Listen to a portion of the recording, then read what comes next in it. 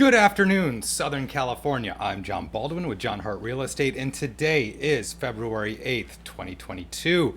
What I want to talk to you about today is actually home staging, but I wanted to point you to my blog page on my website, homesbybaldwin.com, or as you can see, the kind of back end URL up above, johnb.jhagents.com/blog.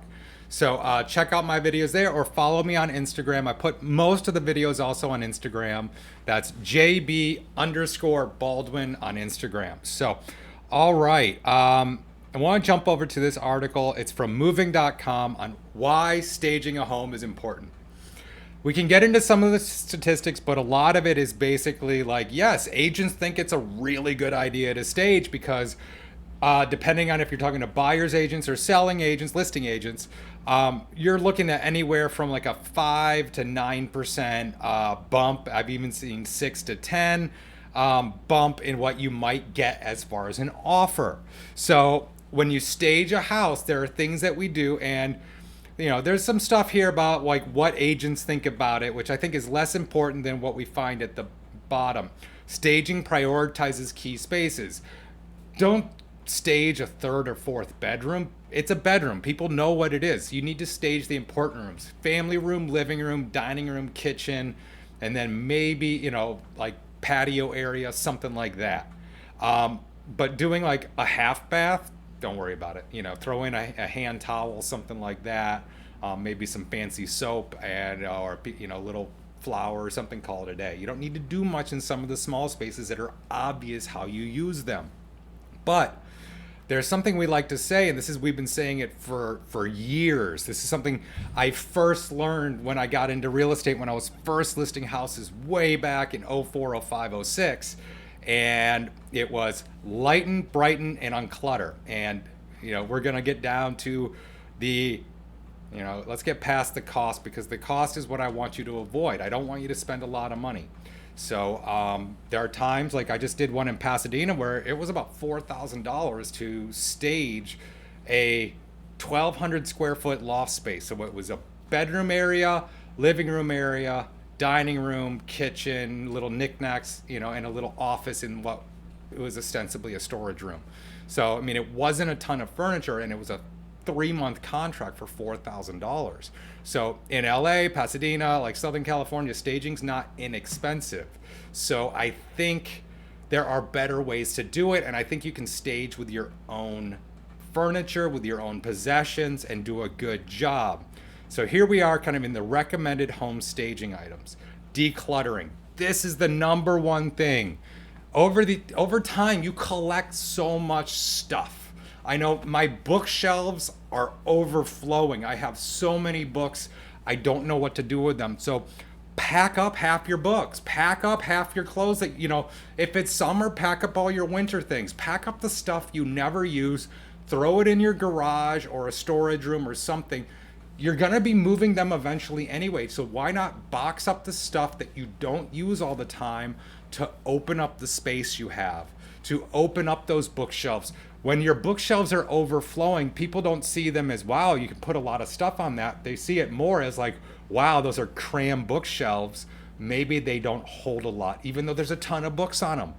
It's a little bit of cognitive dissonance there, because when you have less stuff on a shelf with more open space, it actually shows that you can hold a lot more stuff than a shelf that is overflowing with books.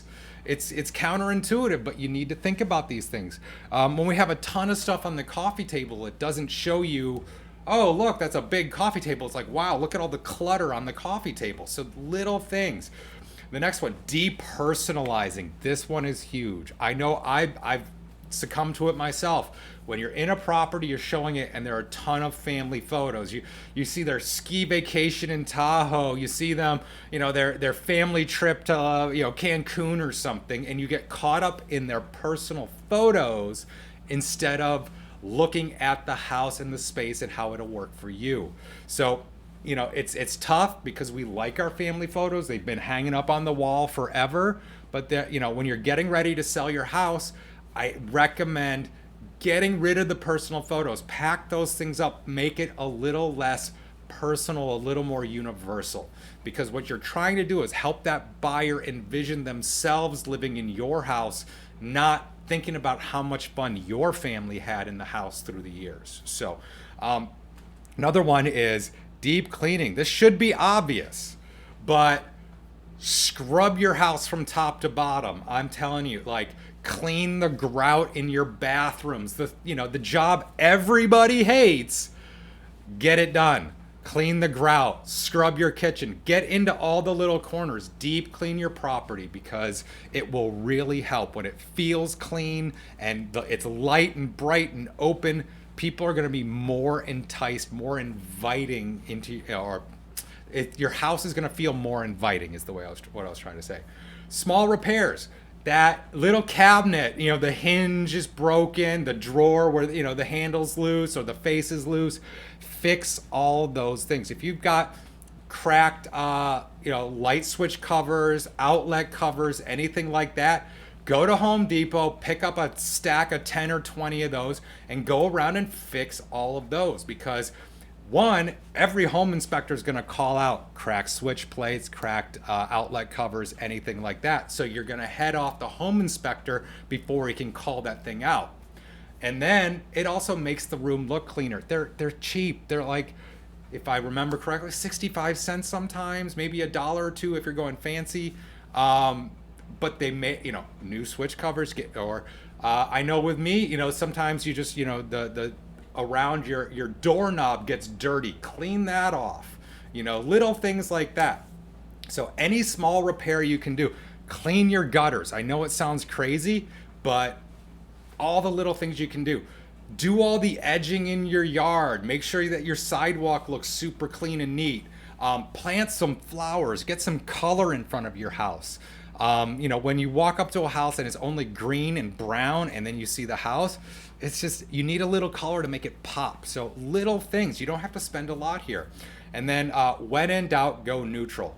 So if you've got, a lot of people did accent walls. Lots of people have colors that they think are fantastic for their family. Or let's say they have a teenager and they let their teenager paint their room neon orange or green or something like that.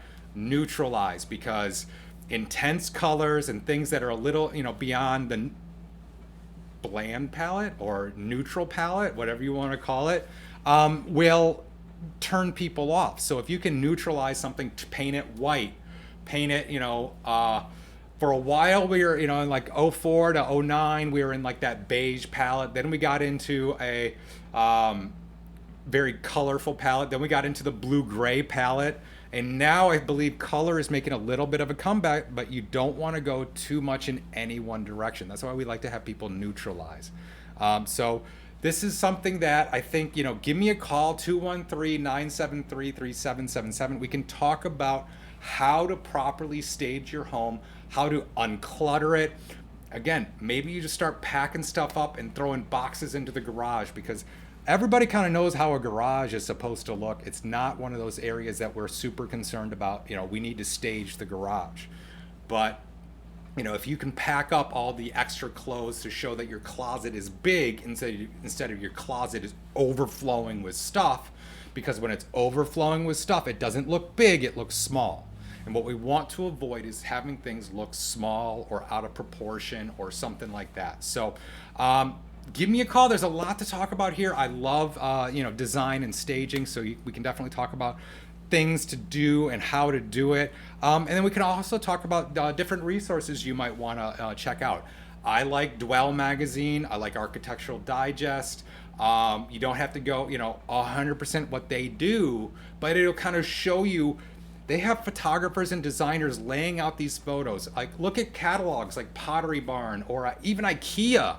It will give you an idea of how to stage a room so that the photos look really good, because that's what we want. We want amazing photos online.